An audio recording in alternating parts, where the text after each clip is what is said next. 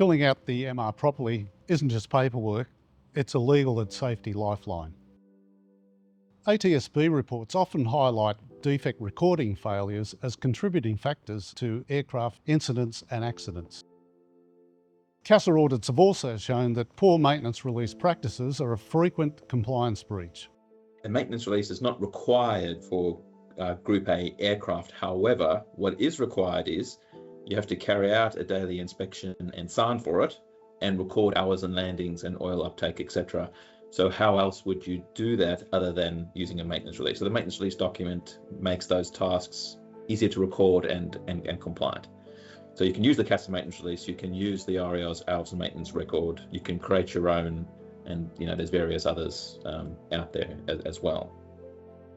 But then there's a further little caveat around lightweight aeroplanes that's just been introduced, and then using the maintenance release is mandatory for the release to service purpose. It's important to log maintenance in an aircraft, whether it's your own aircraft or one that's been hired from a school or a hiring facility. So if, for example, you picked up the maintenance release and you saw that both main landing gear tyres had been replaced yesterday, that might be an item where you'd pay some additional focus on your walk around.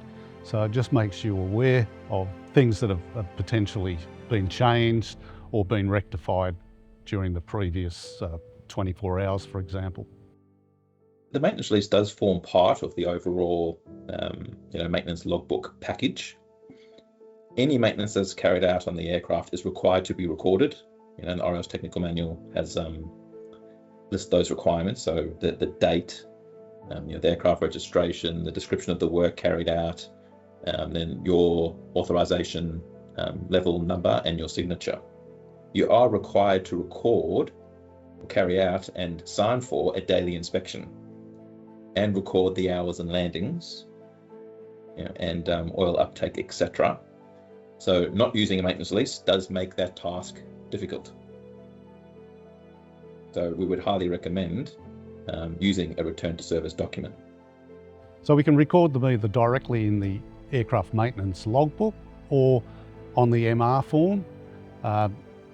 MR, particularly if we're hiring an aircraft, we need to notify the school or the renter of that aircraft that we've discovered a defect, either during flight, on landing, or perhaps on your daily inspection or walk around check, and something that needs to be looked at by their maintenance personnel.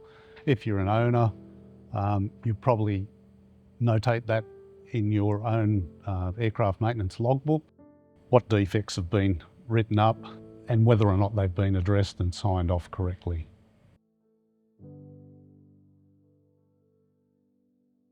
The MR isn't just a form, it's a record of your aircraft's safety story. Fill it out correctly every time.